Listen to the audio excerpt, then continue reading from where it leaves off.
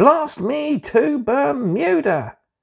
It's time for episode 6 of the Mad Merlin's Warhammer 40,000 Imperium Journey, Part 1, Building and Lore.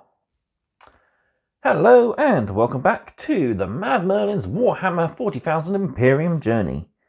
So here we have issue 6, which comes with 3 brand new miniatures and a paint. The paint is Abaddon Black. So we learn about the aggressor attacks, we paint with Abaddon Black, and we have our most brutal battle yet. So first off, let's take a quick look at the frame. As you can see, our aggressors are spread out quite nicely. We've got 3 little pieces of basing detail. And you can see that the Sergeant backpack is one solid piece, while the 2 regular guys have a double piece to build up the backpack, and the arms and cables are separate for them. Sergeant has a moulded detail in the form of skull and laurels. There's a few purity seals scattered around.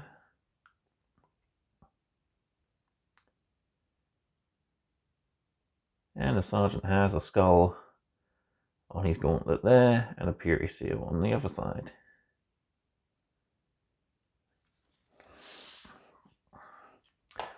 We also get 3 40mm bases for our models. And like I said, a pot of Abaddon Black. So, moving on with the action magazine. So we get our elites. Part 2, the Primaris Aggressors. We have 1 new piece of lore, which is the core forces of the Necrons, the Necron Nobles. We learn to build and paint our aggressors, and then we play out a new playthrough called Fire Support. So here we go. The Primaris Aggressors, fire-spewing titans. Clad in bulky Gravis armor, aggressors can soak up all but the heaviest of enemy fire. Though this added protection slows them down, aggressors advance relentlessly, unleashing waves of fire from their Flamestorm gauntlets to reduce their foes to smoking piles of ash. So the aggressors have the Mark X Gravis armor, which is a slightly bulkier version to the Mark X Tacticus armor, but it's built on the same frame. So you got added chest armor, incorporated power fists, extra servos, a larger backpack, and the added hood around the helmet. They each come with a Flamestorm gauntlet, with, like I said, a built-in power fist. Then optionally you have the Boltstorm gauntlets and the Fragstorm grenade launcher. Aggressors are a fire support unit and have the triangular chevron to show. So, on my battle record, the squad has been designated Squad Questus. They are the Skull Breakers. And we have Brother Sergeant Leonidas, who is a line breaker. Brother Crassus, also a line breaker. And Brother Pyrrhus, also a line breaker. I rolled a 1, 2, and a 1, so they all ended up being line breakers. Kind of helpful, because I'm sure they'll be breaking the Necron lines eventually. At the bottom we have a little tally for the amount of units our aggressors have incinerated. And we also have a place to record some of our most noted battles.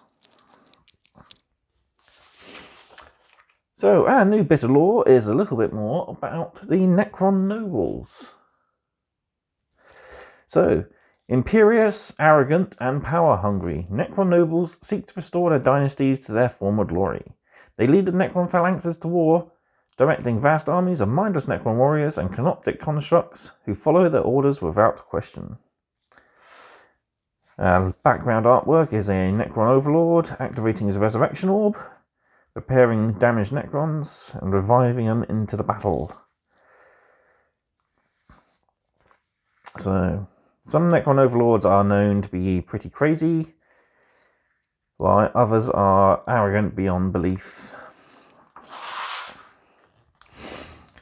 So there are 3 different types of 4 different types of nobles. You have your Pharaons, who are the heads of a tomb world. So the picture here shows Imhotep the Stormlord. There's also Zarek the Silent King. And it can be displayed by just a generic overlord if you don't have a specific model for your dynasty. Then we have our overlords and the lords, who are lesser nobles. And finally the royal wardens, who act as lieutenants and will often lead the army when an overlord or lord is not available. Finally, there's a bit about the transport option for lords, which is the Catacomb Command Barge. We'll be getting one of those later on in the collection, and I can't wait because that's a really nice model. And we're now on to the building process. I'll grab my tools and I'll be back with you shortly. Right, we're ready to build, and I will show you how to build the Aggressor Sergeant, but the other models are easy, they're all push fit. So here we go, let's dive in.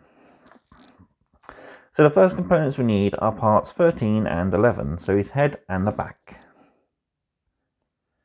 So if we look on the sprue, we can locate those components. There's 13, just there. And his head, 11, is just there. So I'll clip those out.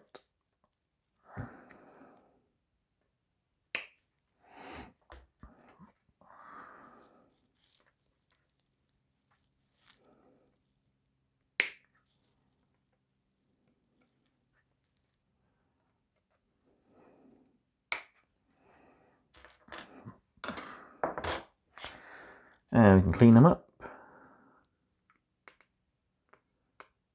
Smoothing out any areas.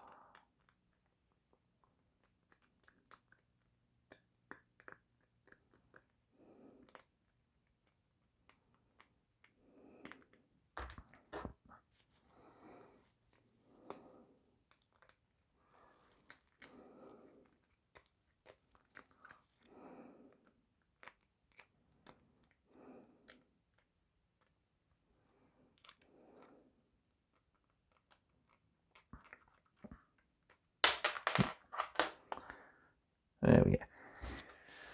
And to assemble the two pieces together, we just take part 13, and there's a hole in the back of the head, which pushes over a peg in the hood. Now we need part 12 to close those pieces together. So there's part 12. The torso with the crux terminatus hanging from the neck. And with a slightly bigger reliquary.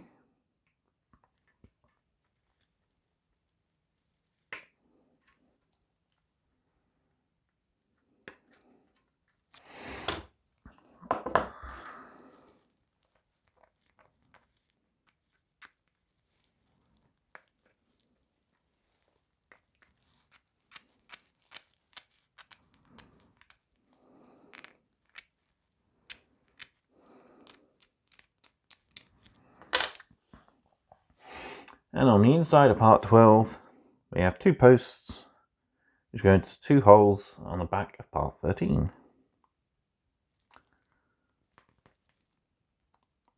Pushing it together until there's a firm click. That will help hold the head in. So next we need parts 14, 16 and 15, which is the backpack and his legs. So 14 is the largest backpack, right in the middle here.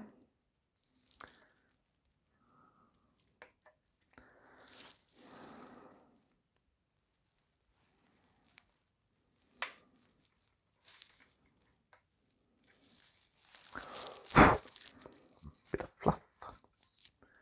Not required and not needed, not included. Add your own fluff. Haha. And then we need parts 15 and 16, which are his legs, right here. I keep holding my clippers the wrong way today.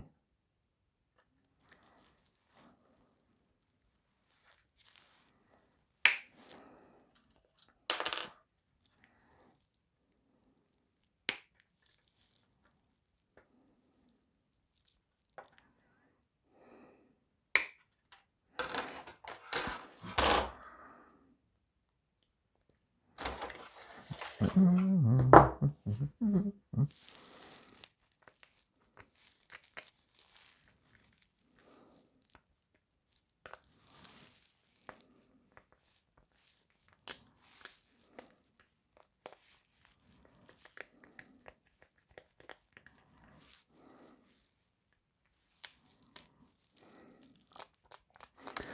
sure we check for mold lines and clean up where the sprue tabs were.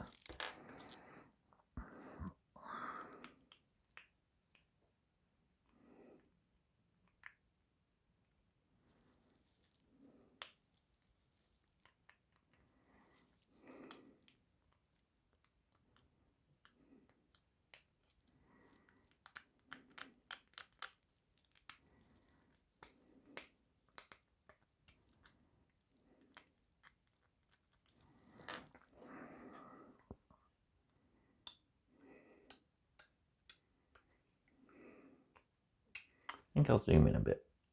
Whoop. That's better.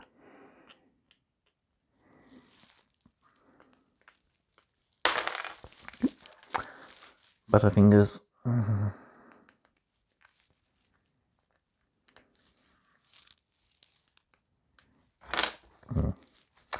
That could do with being cut off a bit better.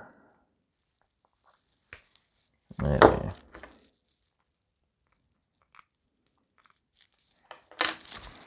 And I've lost my cover. Okay. Alright, so for the legs, the right leg is the one with the skull and laurel on the knee, and we just push the measuring peg into the hole there until it clicks. Same for the left leg, like so. And then finally the backpack, there's a long peg on the back of the torso, which goes into the hole on the inside of the backpack. Push that down, and there, he's ready. So our final components are 17, 18, 19 and 20, his arms and the gauntlets. So 17 and 18 are right in the middle there, and 19 and 20 are just off to the side. We'll also need 32, which is the crashed servo skull for the base decoration. But of course, you can always choose whichever of the 3 decorations goes on each base.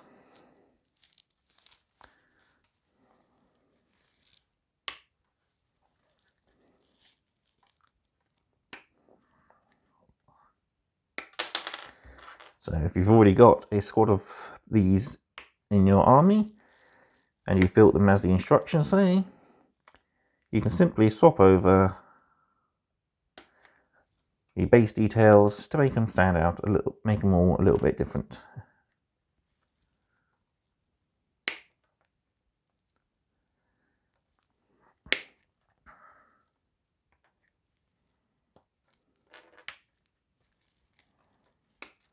And there we go.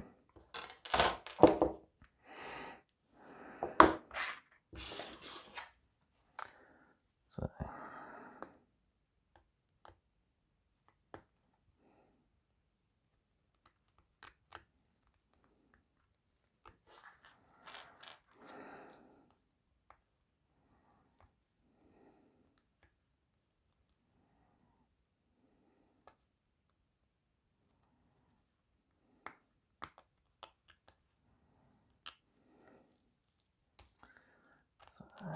just cleaning up, making sure we're careful around delicate areas like the thumb.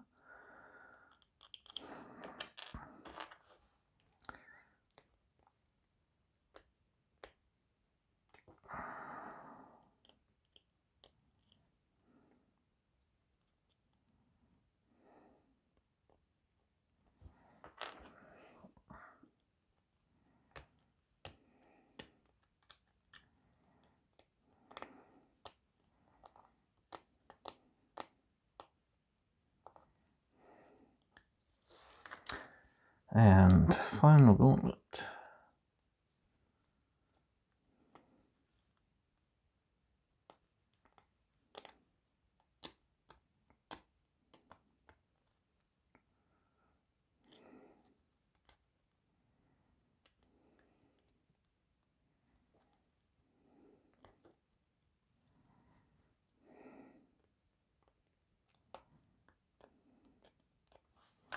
There we go. There is a H peg on the inside there of each gauntlet, which goes just between there.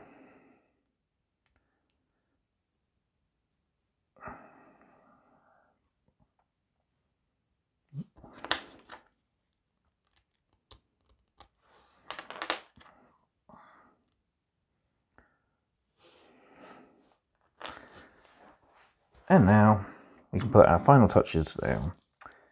So on the base like so, we can push our aggressor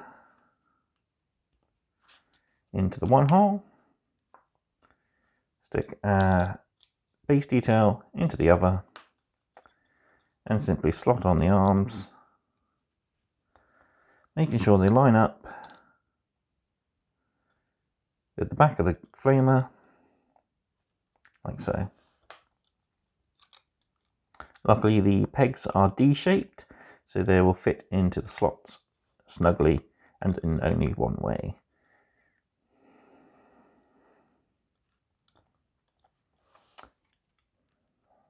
I'll just quickly build the other two aggressors and we'll get these guys on the turntable. And there we have our unit of Flamestorm Aggressors all built. These models go together quite nicely. They are easy to build, luckily. They have a variety of different types of pegs and friction joints, so they go together very nicely and easily. If you don't have a set of instructions, luckily the way the frame is laid out is you have all of one aggressor there, sergeant's in the middle, and your last aggressor is down there.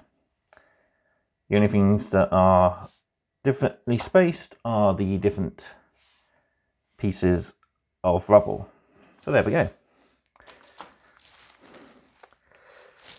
So that has been the magazine review for issue 6, Lore and Building of Warhammer 40,000 Imperium. So all what's left to say is thank you for watching. Be sure to like, comment, share and subscribe. If you'd like to help support the channel, there is an affiliate link and a buy me a coffee link in the description down below. And I'll see you in the next one for more mad content. Goodbye.